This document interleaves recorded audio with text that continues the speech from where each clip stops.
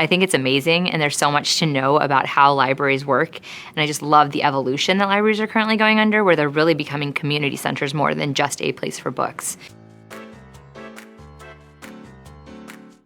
I'm Simi Ritch. I've been at OCLC now for 7 years, and I'm a senior technical manager. What do you do as a senior technical manager? I help to enforce our processes from an ITIL perspective, so making sure that we are protecting our customers from any of the changes that we're making sure that they've been through rigorous testing and rigorous audits to make sure that they are good for production. Then we also help with incident management, and then we also help to communicate our changes out to our customers. Sweet or savory?